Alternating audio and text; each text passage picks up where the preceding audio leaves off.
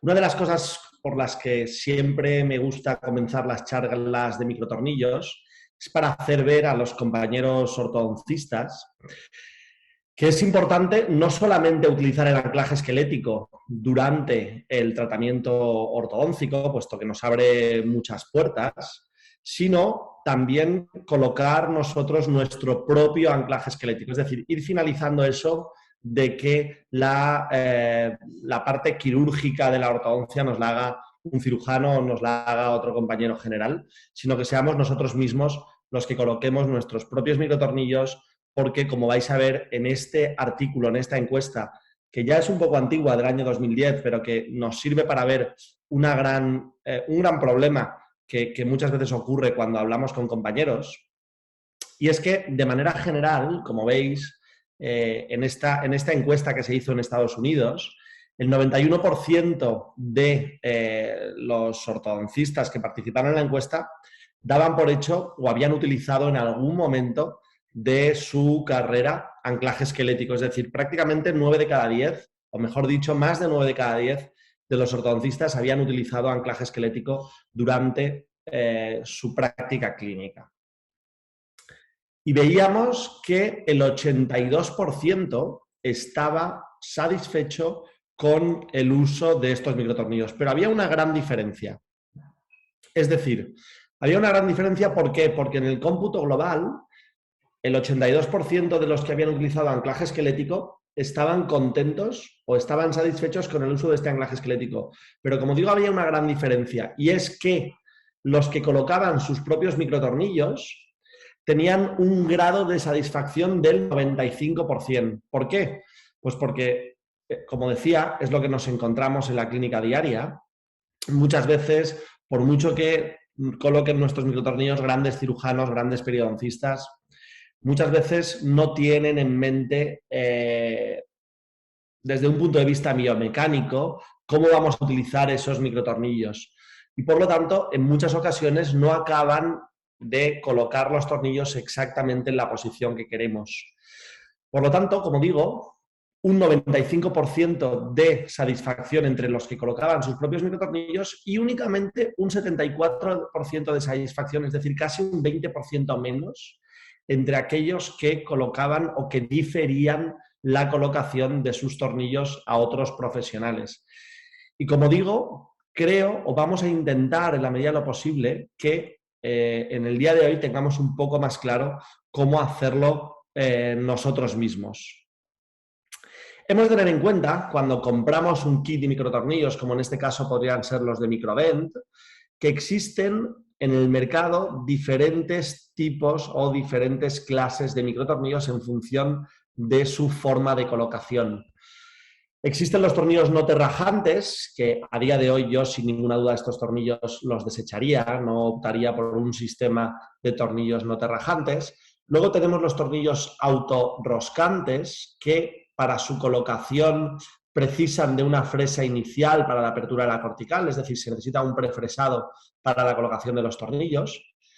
Y luego tenemos los tornillos autoperforantes, que son los propios tornillos los que atraviesan la encía, pero también atraviesan la cortical del hueso.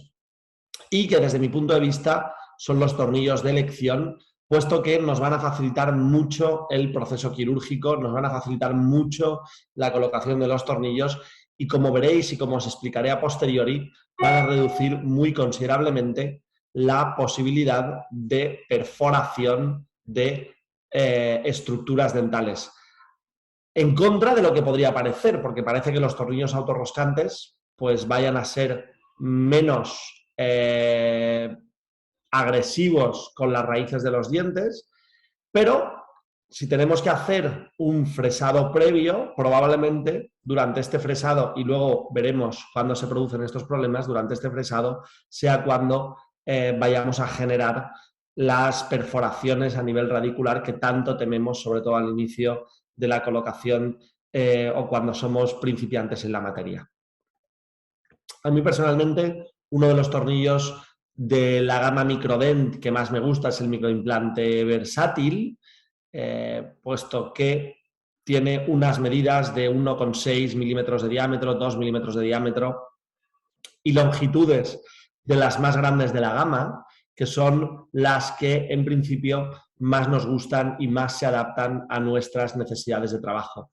Además, como podéis apreciar en la imagen, tiene un cuello pulido y una plataforma. Este cuello pulido va a ser pues realmente importante a la hora de no inflamar los tejidos blandos, y esta plataforma nos va a ayudar a evitar el recubrimiento del cabezal del tornillo por parte de, como digo, de la encía y de los tejidos blandos. Entonces, estas dos cuestiones, estas dos características son importantes de cara a evitar problemas durante la utilización del anclaje esquelético. Y además, como digo, esa punta autoperforante nos va a ayudar y nos va a evitar la necesidad de hacer, como digo, un prefresado. Otra de las cuestiones importantes que debemos de tener en cuenta es, como decía antes, desde el punto de vista biomecánico, qué tipo de mecánicas vamos a utilizar para saber exactamente la colocación de este tipo de dispositivos. No va a ser lo mismo que vayamos a hacer una tracción directamente desde el tornillo que vayamos a utilizar anclaje indirecto. Ahora luego veremos las dos opciones. Yo os aconsejo siempre, en el caso de que utilicemos anclaje directo, que vayamos a una mecánica de tratamiento como vosotros podéis ver en el lado derecho. Es decir, intentad, en la medida de lo posible, utilizar power arms que hagan que ese anclaje directo pase por el centro de resistencia del diente para, en la medida de lo posible, cuando hagamos el proceso de mesialización, evitar el componente intrusivo que va a tener este vector oblicuo y que, por lo tanto, como sabemos, va a aumentar la fricción del diente sobre el arco y también puede generarnos, como todos sabéis, un efecto bowing que aumente todavía más la fricción y, por lo tanto, reduzca o haga una mecánica poco eficiente. Como os digo, lo ideal, si utilizáis anclaje directo desde el punto de vista biomecánico, cuando queráis cerrar espacios, es hacerlo utilizando power arms. Y, si no, la otra opción que a mí me gusta mucho, especialmente cuando trabajo con alineadores, es utilizar una mecánica de anclaje indirecto. Es decir, utilizar un tornillo, pero en este caso no va a ser el punto de tracción al diente, sino que el tornillo va a ir atado o, mejor dicho, fusionado al diente. En este caso, a mí no me gusta hacerlo con cadenetas o con ligaduras metálicas apretadas, porque ahí tenemos cierto juego en la movilidad de los dientes, sino que casi siempre lo hago con arcos de 19-25, 16-22, en función de la ranura que tenga el cabezal del tornillo, para, con un arco de acero, cementarlo o adherirlo directamente, ese arco de acero, al diente después de pasarlo por ese microtornillo. Y de esta forma intentar convertir, en la medida de lo posible, un diente móvil en un diente inmóvil. De esta forma aumentamos o reforzamos el anclaje y podemos apoyarnos en estos dientes sin ningún tipo de problemas para mover los dientes diana o los dientes en cuestión. Para su colocación debemos de tener algunas características en mente, debemos de tener una pequeña noción de la técnica quirúrgica que vamos a emplear. A mí me gusta valorar tanto los modelos como la ortopantomografía cuando voy a colocar este tipo de dispositivos. Súper importante, como os he dicho, tener clara la biomecánica que vamos a utilizar, puesto que la localización anatómica del tornillo va a ir influida 100% por la mecánica que vayamos a utilizar. Podemos, si os parece, utilizar una radiografía intraoral como guía quirúrgica. Podemos hacer esa radiografía intraoral con una serie de alambres que nos digan a qué altura vamos a colocar el tornillo para huir en lo más posible de esas raíces. Si, por ejemplo, como estábamos comentando antes, colaboramos con laboratorios como OrtoPlus, que nos van a poder proveer de férulas quirúrgicas digitales, pues no está de más hacer un CBCT para que el propio laboratorio nos pueda planificar la colocación de ese tornillo y a través de esa guía quirúrgica poder colocar el tornillo sabiendo o teniendo la certeza de que va a ir lo más alejado posible de nuestras raíces. Y siempre que vayamos a colocar ese tornillo por vestibular, intentar que sea en encía insertada, puesto que vais a tener menos problemas si la técnica de colocación va a ser mucho más sencilla. Por lo tanto, lo ideal es hacer una pequeña desinfección con clorhexidina, simplemente una gasita humedecida en clorhexidina, la podemos pasar por la zona donde vayamos a colocar el tornillo, colocamos en ese punto anestesia infiltrativa. A mí personalmente me gusta utilizar una sonda con tope para medir el grosor mucoso. Luego hablaremos de ello, pero debéis de tener en cuenta a la hora de elegir la longitud de un tornillo que al menos 6 milímetros del tornillo deben de estar introducidos dentro del hueso.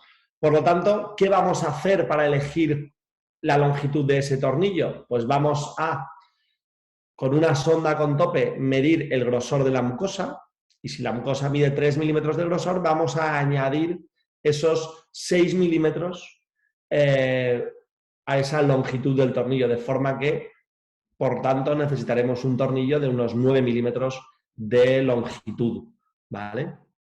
En caso de que estemos en encía libre, pues estaría bien poder hacer una incisión con bisturí para evitar que durante el enroscado del tornillo la encía libre se nos enrosque alrededor del microimplante. Y yo en ocasiones, luego os lo enseñaré, hacemos lo que llamamos un marcado radicular con sonda, siempre que sea en encía insertada, puesto que lo que hacemos es marcar la parte anterior de la raíz distal y la parte posterior de la raíz mesial. De esta forma generamos unas líneas y sabemos que en medio de esas líneas es donde hemos de colocar el tornillo en cuestión. Fijaos a esto que vais a ver en el vídeo, es a lo que me refiero. Cogemos una sonda después de anestesiar al paciente y marcamos esas dos puntos o esas dos zonas radiculares amesial y distal y fijaos cómo queda una línea tatuada durante unos segundos o incluso algún minuto, de forma que nos ayuda de manera muy sencilla a visualizar el espacio existente entre ambas raíces dentales. En medio de ambas líneas, como estaba explicando, de manera ideal sería que una auxiliar con una jeringa con suero nos vaya mojando la superficie del tornillo para evitar un excesivo calentamiento y, por tanto, necrosis ósea. También os digo que si colocamos el tornillo de manera manual, esto no suele ser un problema y por lo tanto no es estrictamente necesario.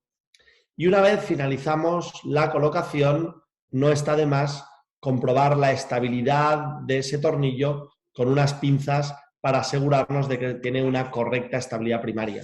Si no tenemos una correcta estabilidad primaria, no dejéis el tornillo colocado y esperéis un tiempo porque, a diferencia de los implantes osteointegrados, esto nada tiene que ver. Necesitamos una muy buena estabilidad primaria para que el tornillo, cuando lo carguemos, como digo, de manera inmediata, no esperamos ningún tiempo a la cicatrización de los tejidos ni a ninguna otra cosa, colocamos la carga de manera inmediata, pues no tengamos un problema de que el tornillo se nos suelte relativamente pronto o relativamente rápido. Y después de la colocación sí que en la mayoría de casos nos gusta hacer un control radiológico para ver exactamente en qué situación se encuentran dichos tornillos. Alguna peculiaridad que tenemos es que cuando utilizamos tornillos por palatino, en caso de que sea necesario, hemos de hacer una pequeña perforación, o a mí me gusta personalmente hacer una pequeña perforación con una sonda en la zona donde vayamos a colocar el tornillo para descartar que estamos perforando la arteria palatina durante la colocación. De esa forma, lo que hacemos es, como digo, con una sonda perforar la mucosa hasta tocar hueso y es normal que aparezca algo de sangrado porque el paladar es una zona muy irrigada, pero en el momento en el que aparece una perfusión sanguínea de origen arterial, pues vamos a evitar la colocación en ese punto y trasladaremos nuestro microtornillo a otra zona anatómica. Una vez colocado, yo generalmente lo que hago es recetarles a los pacientes gel de clorexina al 0,12 3 veces al día durante una semana en la mucosa alrededor del tornillo. Evidentemente les digo que esa zona hay que cepillarla bien. La inflamación periimplantaria o la inflamación de la zona alrededor del microimplante va a ser la causa fundamental de pérdida o una de las más importantes de pérdida de los tornillos y por lo tanto requiere de una excelente higiene, que no tenga el paciente problema en cepillar el cabezal o la cabeza de ese tornillo. Hay autores que hablan de esperar 2 o 4 semanas para favorecer la cicatrización, pero, como os digo, en nuestro caso optamos, como muchos otros autores, en la carga inmediata y en la aplicación de fuerzas inmediatamente después de la colocación. ¿Qué tamaño de microimplante elijo? Pues como hemos hablado, acordaos de esos 6 milímetros de hueso que han de tener, o esos 6 milímetros de anclaje en hueso, mejor dicho, que ha de tener el microimplante, y a eso le hemos de añadir la cantidad de encía que presente el paciente en esa zona anatómica. Pero es que además, revisando la literatura, tenemos otras razones por las que elegir tornillos de cada vez mayor longitud y de cada vez mayor diámetro. En el pasado, las casas comerciales estaban en tornillos de 1,2, 1,3 milímetros de diámetro, 7, 8, 9 milímetros de longitud. A día de hoy esto ha cambiado completamente y debemos de plantearnos el ir a longitudes mucho mayores y el ir a tornillos, en mi opinión, de como mínimo 1,5, 1,6 milímetros de diámetro y hasta 2,3 milímetros de grosor.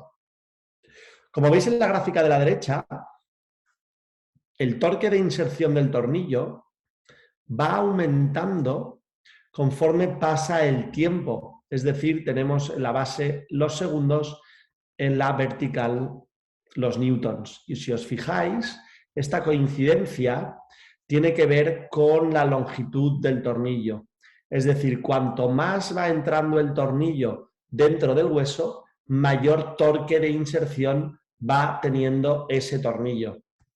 Y, por lo tanto, esto quiere decir que si el tornillo tiene 10 milímetros de longitud, vamos a conseguir unos newtons de torque en la colocación, y si tiene 5 milímetros de longitud, pues probablemente el torque final de colocación sea prácticamente la mitad que lo sería en el caso de estos 10 milímetros. ¿Y esto qué consecuencias clínicas tiene? Pues lo que va a ocurrir básicamente es que vamos a tener una peor estabilidad primaria y por lo tanto un mayor riesgo o una mayor probabilidad de fracaso. Por lo tanto, lo que hemos de extraer de este artículo es que debemos de elegir tornillos de la mayor longitud posible para esa zona anatómica. Debemos de elegir tornillos del mayor diámetro, del mayor grosor también que podamos colocar en esa zona anatómica. Y también el torque de inserción del microtornillo va a variar en los casos en los que el paciente tenga un hueso cortical muy ancho, especialmente en el caso de que los implantes sean con una anatomía cónica.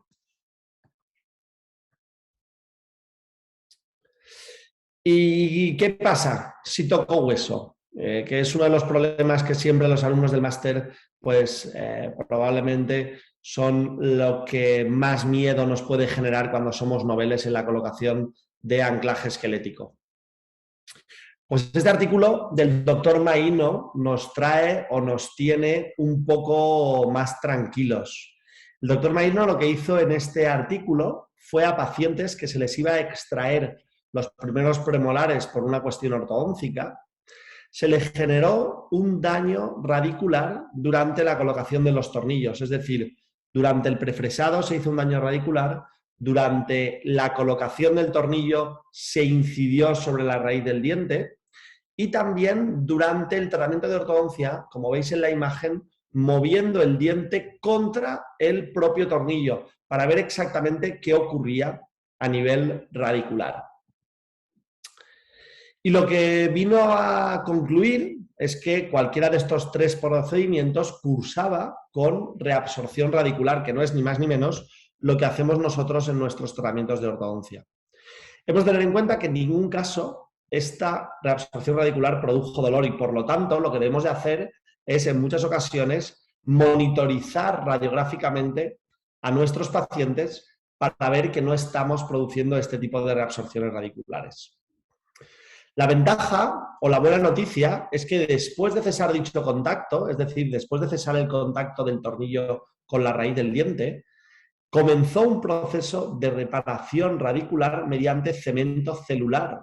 Es decir, lo mismo que ocurre cuando dejamos de mover un diente porque ha habido un proceso de reabsorción y la propia biología vuelve a reparar esos problemas que nosotros de manera involuntaria hemos causado.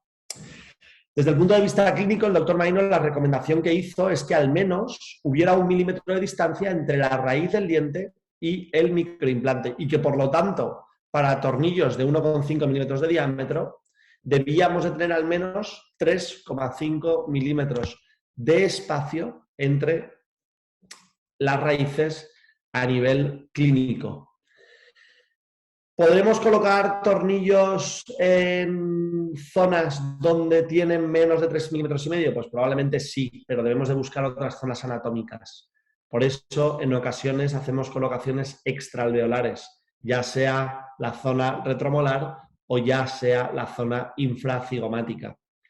Pero cuando lo hagamos en zonas alveolares, entre raíces dentales, hemos de buscar, como digo, esos 3,5 milímetros de separación interradicular. ¿Y cómo vamos además a evitar la producción de males, de mayores problemas? Mi recomendación siempre para aquellos que estáis iniciando son 2. Y una es que utilicemos el mango manual, que hagamos la colocación de los tornillos con el mango manual. Yo sé que muchas veces nos gusta utilizar gadgets, comprar aparatología, utilizar micromotores que nos van a facilitar la colocación, estoy de acuerdo en algunas ocasiones, pero que en caso de que seamos noveles va a hacer que perdamos mucha sensibilidad durante la colocación. Y si lo hacemos de manera manual, esa sensibilidad va a estar ahí, de forma que cuando nosotros vayamos colocando un tornillo poquito a poco, incluso en aquellos tornillos autoperforantes, y toquemos una raíz de un diente, vayamos a notar mucha o una dureza mayor que la del hueso alveolar. Por lo tanto, cuando colocamos de manera manual y notamos dureza, vamos a poder desatornillar y vamos a poder cambiar la dirección para evitar la perforación de la raíz. Cuando utilizamos un micromotor, vamos a perforar la raíz sin darnos cuenta y luego encima vamos a colocar el tornillo en ese lecho que hemos labrado y vamos a acabar de partir el diente, como vemos también todos los años en el máster de endodoncia, que muchas veces tenemos que, o mis compañeros del máster de endodoncia tienen que reparar perforaciones generadas principalmente por la colocación mediante micromotor.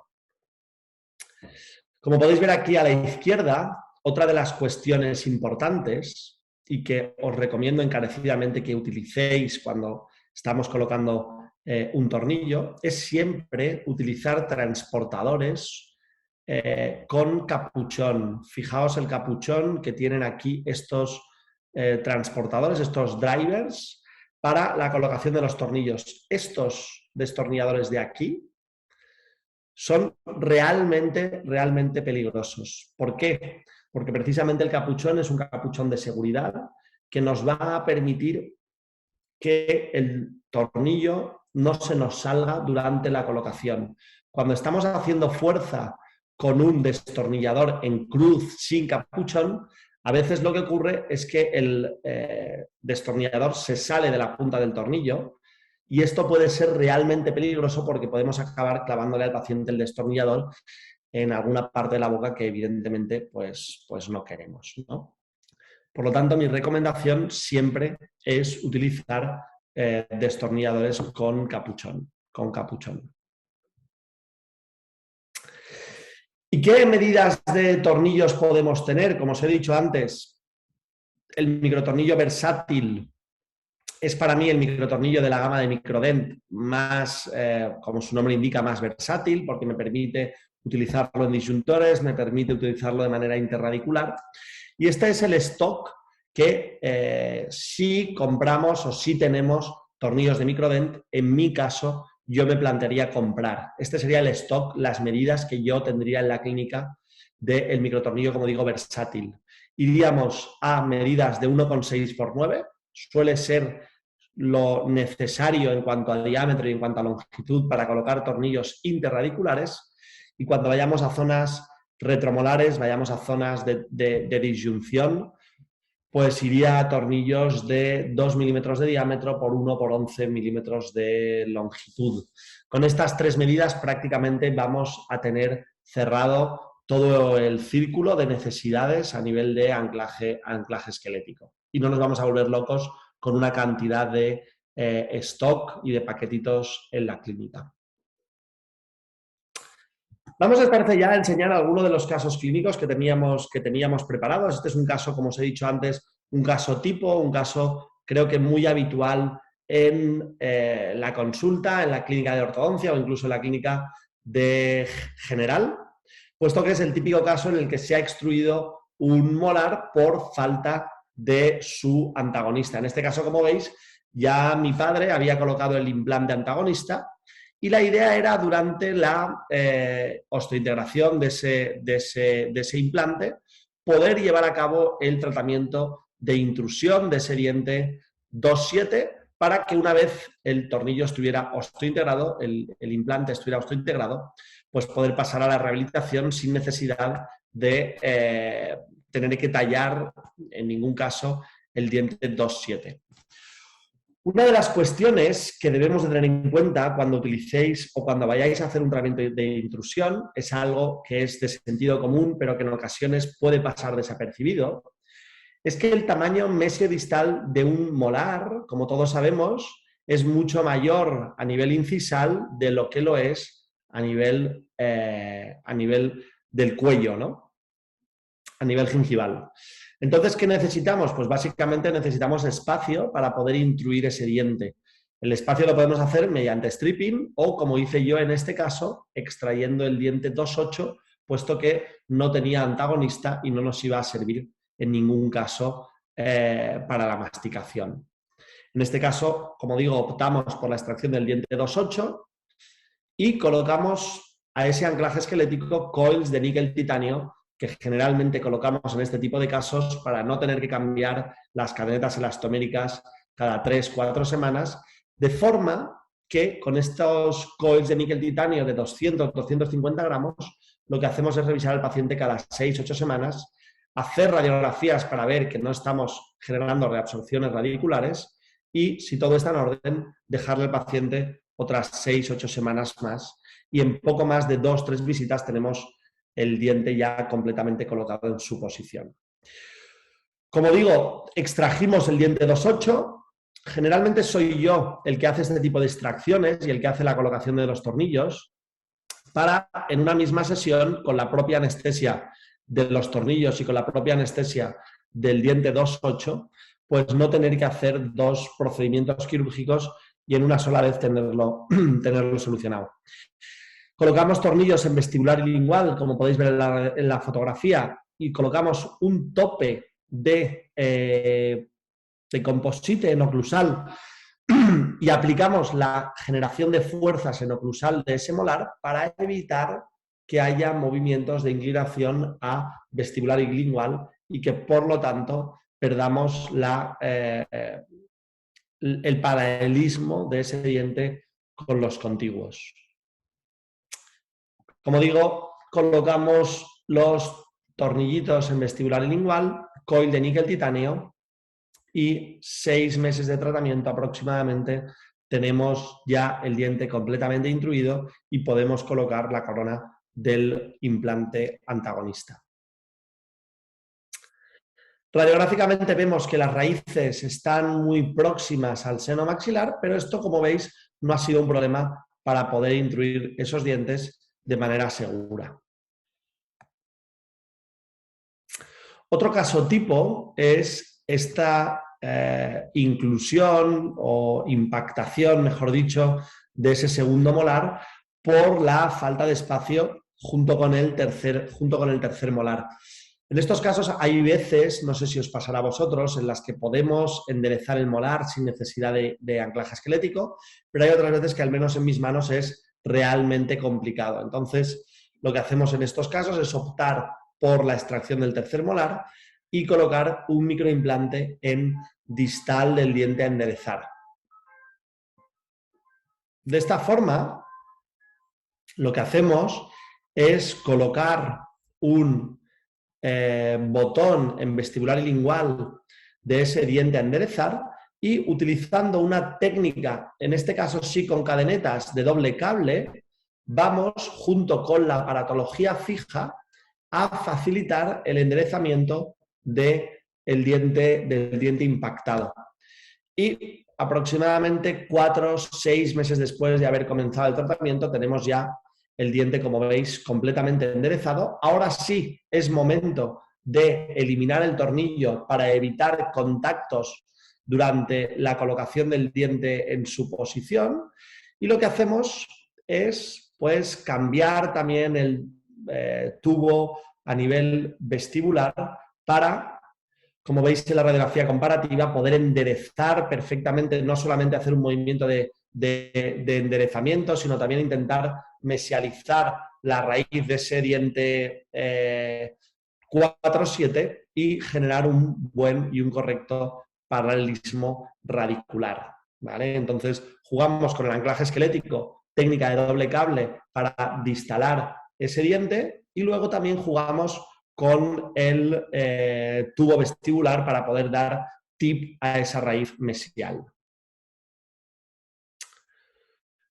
Otra de las zonas anatómicas donde a mí me gusta mucho colocar anclaje esquelético y que ahora os enseñaré cómo lo hacemos, es la zona de la tuberosidad retromolar.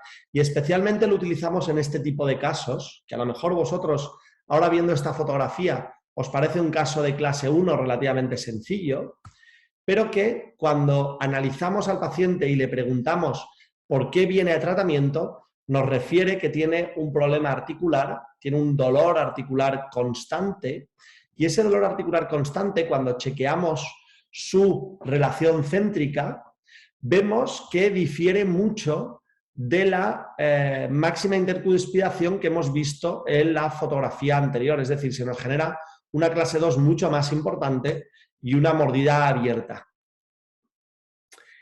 La fotografía superior, máxima intercuspiración, la fotografía inferior, relación céntrica.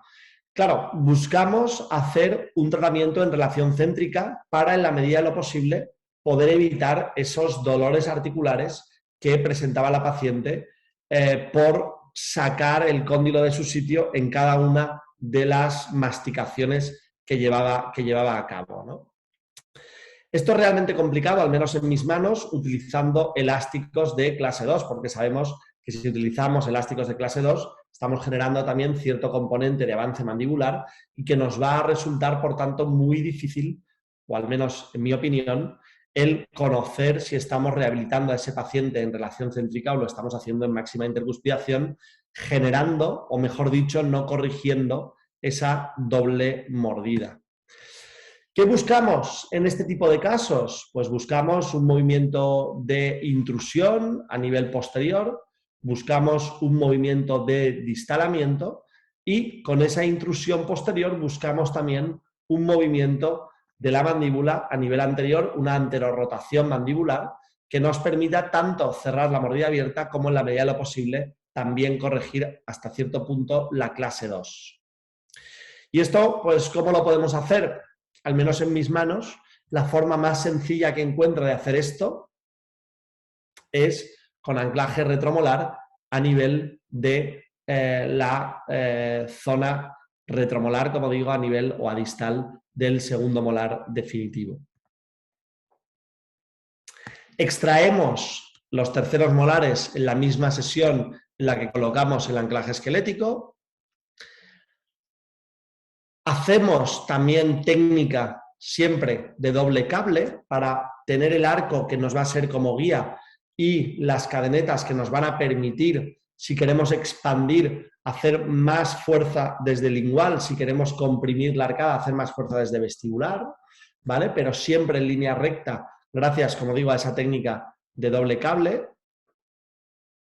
Y después de colocar el anclaje esquelético, colocamos esos botones y colocamos la cadeneta de esta forma concreta que os estoy mostrando en la fotografía. Fijaos que a nivel de los 7, las cadenetas pasan por oclusal del tubo y por oclusal del botón. Realmente el botón no nos estamos enganchando a él para traccionar de los 7, sino que traccionamos de los 6 y de los 7 a la vez, y a la vez que distalamos los 6, intruimos los 7, puesto que el tornillo está más apical del punto de aplicación de la fuerza y por lo tanto vamos a generar un vector de distalamiento a la vez que intrusivo. Esta, como digo, es la clave del éxito. Fijaos cómo el 7 tiene un botón colocado más a incisal y pasamos la cadeneta por incisal de ese botón para generar, además de un movimiento de distalamiento, un movimiento de intrusión. Mirad qué pedazo de tornillos hemos colocado en distal de esos 7. No tengáis miedo porque es una zona realmente segura y en la que necesitamos una colocación de tornillos de la mayor longitud posible. Necesitamos tener un anclaje, aunque sea mecánico, lo más fuerte posible, y cuanto mayor sea la longitud, como os he explicado antes, mayor torque de inserción, mayor estabilidad primaria y menor movilidad del tornillo a pesar de hacer fuerzas de aproximadamente 200 gramos.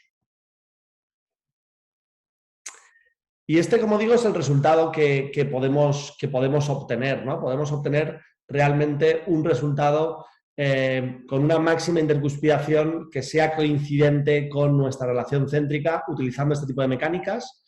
No hemos utilizado elásticos de clase 2 durante todo el tratamiento, eso os lo puedo garantizar. Sí que hemos utilizado elásticos de asentamiento para obtener una correcta relación interarcada, pero elásticos de asentamiento verticales, sin ningún componente de clase, para, como os he explicado antes, intentar hacer coincidir esa máxima intercuspidación con la relación céntrica y evitar los problemas o reducir en la medida de lo posible los problemas articulares que presentaba la paciente.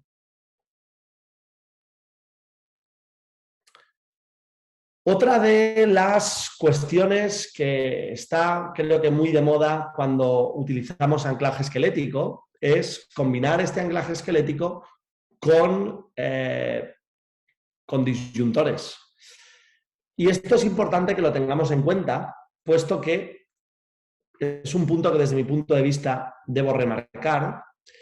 El MARPE o los disyuntores no han venido a sustituir, en este caso, al SHARPE, que es lo que se nos vendió o lo que se nos quiso hacer creer cuando empezamos a utilizar este tipo de aparatología. La expansión rápida palatina sabemos que es un procedimiento seguro y bastante fiable cuando la utilizamos en niños. Cuando nos vamos a pacientes adultos, sabemos que la expansión rápida palatina va a dejar de ser efectiva y debemos de recurrir a una combinación con cirugía. Es decir, una expansión rápida palatina, pero amparada quirúrgicamente. Pues bien, el MARPE lo que ha venido a hacer es a completar esta solución en los problemas transversales. Es decir, nos va a ayudar a reducir en la medida de lo posible la realización de SHARPES a todos nuestros pacientes, pero hasta cierta edad y con ciertas características. ¿El SHARPE, como digo, va a seguir siendo necesario? Sí, pero es cierto que el MARPE va a hacer de nexo de unión en una bolsa de pacientes que no son tan jóvenes como para poderles hacer una expansión rápida palatina, pero que son lo suficientemente jóvenes para poder tener éxito utilizando un MARPE, o que su problema transversal no es tan sumamente grande como para requerir de un SARPE.